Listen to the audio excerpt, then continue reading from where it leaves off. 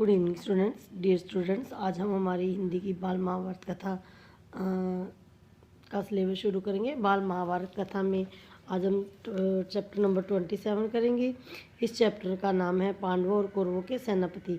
श्री कृष्ण जब हस्तिनापुर शांतिपुर दूत बनकर आए तो और जब वो वहाँ से वापस आए तो उन्होंने पांडवों को सारा हाल सुनाया। इस सारा हाल सुनने के बाद युधिष्ठिर समझ गए कि युद्ध अब निश्चित है, तो उन्होंने अपने भाइयों को कहा कि सेना जो है तैयार कर लें और व्यू की रचना कर लें। और इस प्रकार पांडवों की सेना को 7 हिस्सों में बांटा गया। द्रुपद, विराट, धृष्टद्युम्न, शिखंडी, सात्यकी, चेकितान, भीमसेन आदि 7 महारथी इन 7 अलग अलग दलों के नायक बने। अब प्रश्न उठा कि सेनापति किसे बनाया जाए।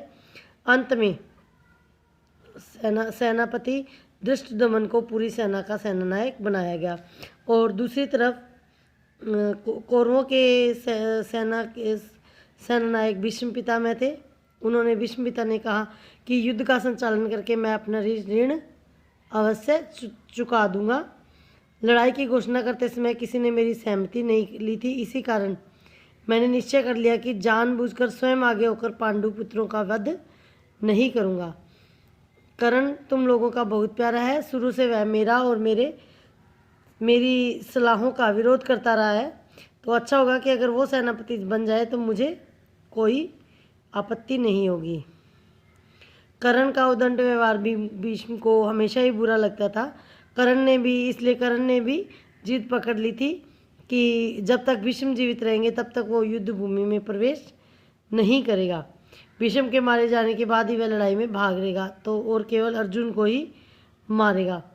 दुर्योधन ने सब सोच समझकर पितामह भीष्म की शर्त मान ली और उन्हीं को सेनापति नियुक्त किया गया। इस प्रकार पांडवों की सेना के सेनापति धृष्टद्युम्न और कौरवों की सेना के सेनानायक जो हैं वो पितामह भीष्म को बनाया गया। युद्ध की तैयारियां होने लगी।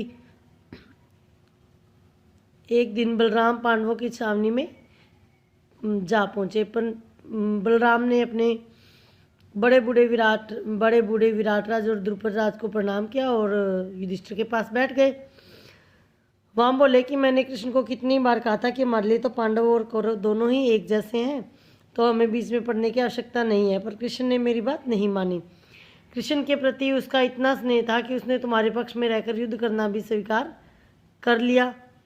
जिस तरफ कृष्ण हो उस तरफ उसके विपक्ष में मैं भला कैसे जाऊं। भीम और दुर्योधन दोनों ने ही मुझसे गदा युद्ध सीखा है, दोनों ही मेरे शिष्य हैं, दोनों पर मेरा एक जैसा प्यार है। इन दोनों कुरुवंशियों को यूँ आपस में लड़ते देखना मुझसे सहन नहीं होता।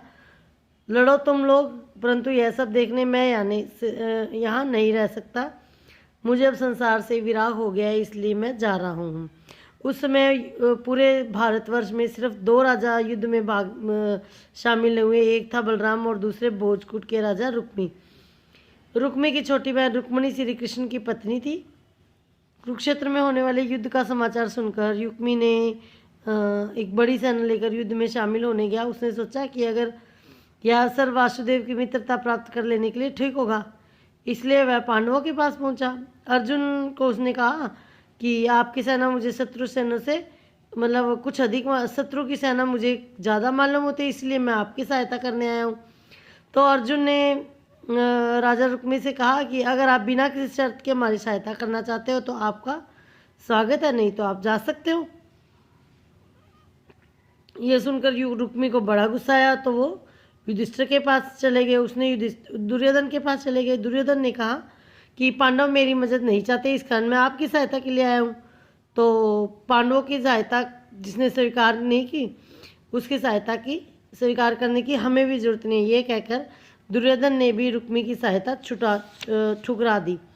तो राजा रुक्मी जो है वो अपमानित होकर वापिस अपने राज्य को चला गया। राजा रुक्मी जो है वो कर्तव्य से प्रेरित होकर नहीं आया था, बल्कि उसने अपनी प्रतिष्ठा बढ़ाने के उद्देश्य से कुरुक्षेत्र गया था और इसलिए वहां से अपमानित होकर वापस आया। कुरुक्षेत्र के मैदान में दोनों सेनाएं